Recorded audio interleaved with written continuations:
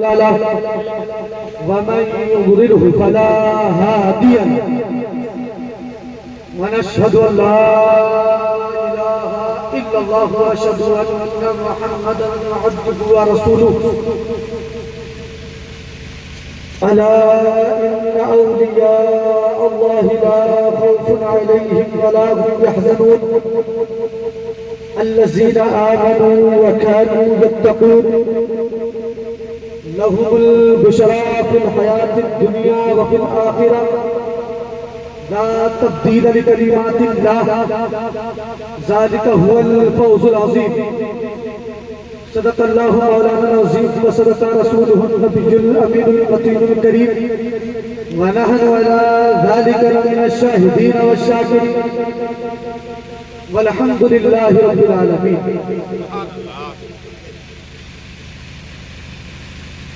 سب سے پہلے تو میں شکر گزار ہوں مفتی صاحب قبلہ کا اور امام صاحب کا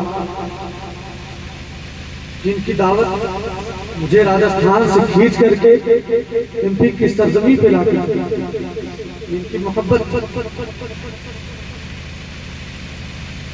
میں ان لوگوں کا تہہ دل سے شکر گزار ہوں. پہلی بار میری آمد ہوئی ہے خیرہان. مجھے نہیں پتا کہ آپ کیسا سمجھتے ہیں. البتہ اتنا ضرور جانتا ہوں کہ آپ سب جتنے بیٹھے ہیں سب غلامان اشرف بیٹھے ہیں یہ ضرور جانتا ہوں. بڑا نام سنا خیرات اس لیے کہ حضرت ہمارے سرپرست ہیں حضرت کے اکثر آمد یہاں پر ہوتے ہیں اس بستی پر. یہاں کے لوگ بہت ہی خوش نصیب ہیں کہ آپ ان کے فیضان سے مالا مال ہو. بہت خوش نصیب ہے آپ لوگ کہ آپ کے دیار ہیں آپ کے محلے میں ایک مخدوم زادے آتے رہتے ہیں. یہ سمجھئے کہ دوسرا گھر رہا ہے یہ خانقاہ ہے حضرت. یہ کیوں آتے ہیں؟ اس لیے آتے ہیں کہ آپ کی محبت جو حضرت چوچھا کی سرزمین سے کھینچ کر خیرہا کی سرزمین پر لاتے ہیں. کیا آپ سمجھیں؟ بس تھوڑی دیر میں آپ کے سامنے گفتگو کروں گا اس لیے کہ میں بھی بہت تھکا ہوں بہت دور سے آیا ہوں. اور جیسا کہ نقیب اجلاس نے کہا مقرر خصوصی نہیں. جب کوئی بڑا سرپرست جب موجود رہے تو مقرر خصوصی وہ ہوا میں نہیں بلکہ افتتاحیہ خطبہ میرا ہوگا. اصل بیان حضرت کا ہوگا. اصل بیان حضرت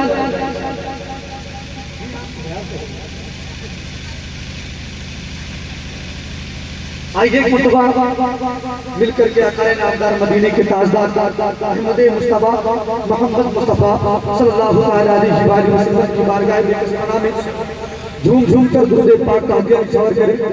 بڑے باوزب اللہم صلی علی سیدنا و شفیعنا و حبیبنا مولانا محمد صلی علیہ وسلم علیکہ یا رسول اللہ صلی اللہ علیہ وسلم.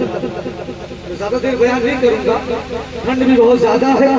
مجھے آپ کا بھی خیال رکھنا ہے اور مجھے تو ایسا معلوم ہوتا ہے کہ خیرہات میں پہلی بار آیا ہوں مگر مجھے ایسا لگتا ہے کہ یہاں پر مردوں کی آبادی کم ہے عورتوں کی آبادی زیادہ ہے.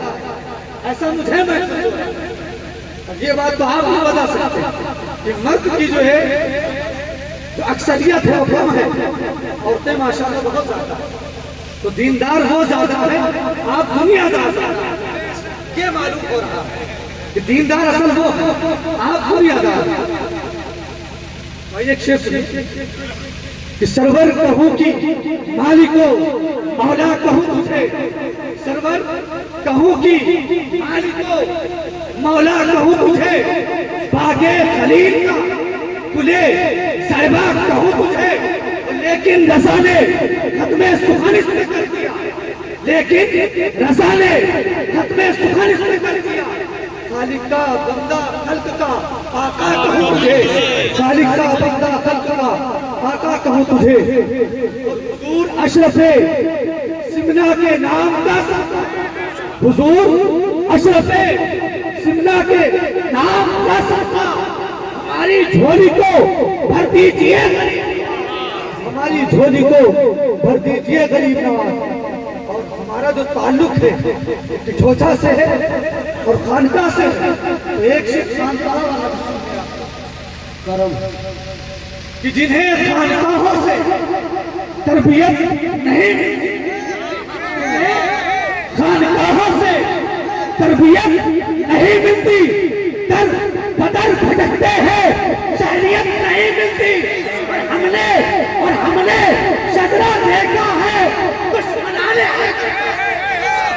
اور ہم نے شجرہ دیکھا ہے دشمنانے حیدر کا، ماں کا نام تو ملتا ہے ولدیت نہیں ملتی، ماں کا نام تو ملتا ہے، ماں کا نام تو ملتا ہے ولدیت نہیں ملتی۔ اسی لیے میرے دوستوں میرے عزیزوں کہا گیا کہ آپ عالم بن جائیں، آپ حافظ بن جائیں، آپ قاری بن جائیں، مگر آپ کے زبان میں لذت اس وقت تک نہیں ہوتی جب تک آپ خانقاہ کی گلیاں اپنے گلے کے نیچے سے اتار حق ہے۔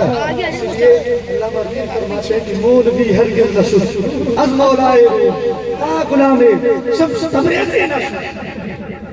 تو خانقاہ کا رخ ضرور موڑیے، تبھی آپ ایمان والے ہوں، تبھی آپ کو پتہ چلے گا حقیقت کیا ہے، بات کیا ہے، آپ کو پتہ چلے گا۔ ابھی میں نے جو تلاوت کا شرف حاصل کیا، اللہ رب العزت قرآن مجید میں ارشاد فرماتا ہے الا ان اولیاء اللہ لا خوف علیہم ولا هم يحزنون، خبردار بے شک جو اللہ کے مقبول بندے ہوتے، جو اللہ کے برگزیدہ بندے ہوتے، جو اللہ کے جو محبوب بندے ہو جاتے ہیں، نہ خوف ہوتا ہے اور نہ وہ غمگین ہوتے، مجھے خوف نہیں ہوتا اور نہ وہ غمگین ہوتے۔ اب ظاہر سی بات ہے کہ آپ کے ذہن میں سوال اٹھے گا کہ جب دل ہے، جب اللہ نے جب دل بنایا تو اس دل کے اندر ڈر بھی موجود ہے، اور قرآن یہ کہہ رہا ہے کہ خبردار بے شک اللہ کے ولیوں کو نہ ہی خوف ہوتا ہے نہ وہ غمگین ہوتے ہیں، مگر ظاہری معاملہ تو یہ ہے دل ہے تو دل میں ڈر بھی موجود ہے۔ کسی کو سانپ کا ڈر ہے کہ سانپ کاٹ نہ دے، ڈس نہ دے، ڈسے گا زہر پھیلے گا تو موت ہو جائے گی۔ کسی کو لائٹ کا ڈر ہے کہیں کرنٹ نہ مار دے، کسی کو گاڑی سے ڈر ہے کہ بچہ میرا گاڑی چلا رہا ہے کہیں ایسا نہ ایکسیڈنٹ ہو جائے، کسی کو تیزاب کا ڈر ہے کہ وہ تیزاب کا ایسڈ اس کے چہرے پر ڈال دیا جائے، اس کا چہرہ خراب ہو جائے، اس کا فیس خراب ہو جائے۔ مگر قرآن کیا کہہ رہا ہے؟ قرآن یہ کہہ رہا ہے کہ خبردار بے شک جو اللہ کے مقبول بندے ہوتے ہیں، جو اللہ کے نیک بندے ہوتے ہیں، جو اللہ کے برگزیدہ بندے ہوتے ہیں، خوف نہیں ہوتا، وہ غمگین ہوتے، انہیں خوف اس چیز کا نہیں ہوتا۔ کیا غوث اعظم کے پاس دل نہیں تھا؟ کیا صابر کلری کے پاس دل نہیں تھا؟ سمنا کے پاس دل نہیں تھا؟ ہاں دل تھا، مگر جب اللہ کے جب مقبول بندے جب بن جاتے ہیں تو انہیں دنیا کا خوف نہیں بلکہ اللہ کا دنیا دار کا خوف نہیں ہوتا، ہمیں اور آپ کو دنیا کا خوف ہوتا ہے۔ ہم اور آپ اپنی زندگی کا ہر لمحہ جو گزارتے ہیں وہ خوف خدا میں نہیں گزارتے، بلکہ ہم اور آپ جو لمحہ جو گزارتے ہیں لمحہ میں یہ سوچتے ہیں اگر کوئی انسان مسجد کے نماز پڑھنے کے لیے گیا تو یہ سوچتا ہے کہ امام صاحب نے دیکھا کہ نہیں دیکھا، اگر پیر صاحب آ جائے، حضرت آ جائے تو لوگ یہ سوچیں گے کہ آج میں نے نماز پڑھی حضرت نے دیکھا کہ نہیں دیکھا۔ اب بتاؤ جو تم نے نمازیں ادا کی وہ تمہاری نمازیں قبول ہوگی کہ نہیں ہوگی؟ نہیں، تمہاری نمازیں تمہارے منہ پہ مار دی جائیں گی۔ اس لیے تم نے خدا کی رضا کے لیے نہیں پڑھی، تم نے تو دنیا کی رضا کے لیے پڑھی۔ امام صاحب نے دیکھا کہ نہیں دیکھا، فلاں نے دیکھا کہ نہیں دیکھا، یہ علمیہ ہمارا ہے۔ دوستو میرے عزیزوں، اگر آپ نیک بننا چاہتے ہیں تو آپ کو اپنے دلوں میں دنیا دار کی محبت ہٹانی ہوگی اور خوف خدا کو اپنے دل میں بے وقت کرنا ہوگا۔ تکبیر، نعرہ رسالت، فیضان مخدوم اشرف زندہ باد۔ ماشاءاللہ آپ سچے تو ناظم صاحب ہیں، پیٹ بھر کیا ہے آپ ماشاءاللہ، آوازیں بھی نکل رہی ہیں۔ اپنے دلوں کو صاف کریں اور اس دل میں خوف خدا کو بسائیں، تب آپ کامیاب بندے بن جائیں۔ آپ کے دل میں خوف خدا نہیں ہے میرے دوستو تو آپ کامیاب بندے نہیں بن سکتے، کبھی نہیں بن سکتے۔ قرآن مجید میں اللہ رب العزت جہاں پر اولیاء اکرام کا ذکر کیا کہ الا ان اولیاء اللہ لا خوف علیہم ولا هم يحزنون، یعنی خبردار بے شک اللہ کے وجہ کو نہ ہی خوف ہوتا ہے نہ وہ گمبھیر ہوتا ہے۔ اس آیت کے بعد اللہ رب العزت نے اور مزید ارشاد فرمایا اور یہ کہا یہ اللہ والے کون ہوتے ہیں؟ اللہ والے کون ہوتے ہیں؟ اللہ کے مقبول بندے کون ہوتے ہیں؟ اللہ کے چاہیے اللہ کے محبوب کون ہوتے ہیں اور کیسے بنتے ہیں؟ اللہ کے مقبول بندے کیسے ہوتے ہیں، کیسے بنتے ہیں، یہ گدائے اشرفی آپ کو سمجھا رہے ہیں چند جملوں میں سہارا کہیں اور سے نہیں دوں گا بلکہ قرآن سے دوں گا۔ قرآن نے کیا کہا؟ الذین آمنوا وکانوا یتقون، جو لوگ ایمان، اب اس آیت کریمہ میں اللہ کسی اور جماعت سے مخاطب نہیں ہو رہا بلکہ ایمان والا کیا کہہ رہا ہے؟ الذین آمنوا وکانوا یتقون، جو لوگ ایمان لائے، جن لوگوں نے تقوی ہے، جو لوگ ایمان ہے جن لوگوں نے تقوی ہے۔ اب ایمان لائے، ایمان لانے کے بعد آپ نے تقوی کو اختیار کیا، پرہیزگاری کو اختیار کیا، اب اس کے بعد اس کا رزلٹ آپ کو کیا ملے گا؟ کہ ہر انسان کوئی بھی ہو، انسان کی فطرت ہے کہ ہر انسان کوئی بھی چیز، کوئی بھی انسان کوئی چیز کرتا ہے، وہ بزنس کرتا ہے اپنا پروفٹ کہ میرا فائدہ کیا ہے، اگر فائدہ ہے تبھی وہ بزنس کرتا ہے، اگر فائدہ نہیں ہے تو بزنس کو بند کر دیتا ہے۔ اگر کسی کو لاس ہو جائے بزنس میں تو بزنس چلائے گا نہیں کہ بند۔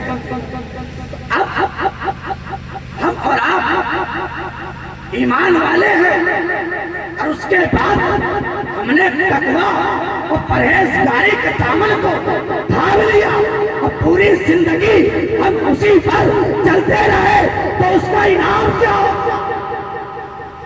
اس کا رزلٹ ہمیں کیا ملے گا؟ اس کا معاوضہ ہمیں کیا ملے گا؟ کچھ نہ کچھ تو معاوضہ ہونا چاہیے کہ ہم نے پوری زندگی دنیا کو ترک کر دیا، اس رب کی رضا کے لیے دنیا کی تمام لذت کو ہم نے ترک کر دیا اس رب اور رسول کی رضا کے لیے۔